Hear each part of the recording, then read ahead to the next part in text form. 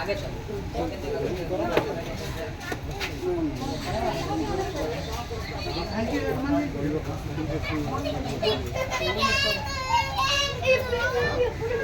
तो पटना के चिड़ियाघर में बाघ जो है घास खा रहा है। ये मांस खाने के लिए जाना जाता है, पर आज ये घास खा रहा है। और देख लीजिए।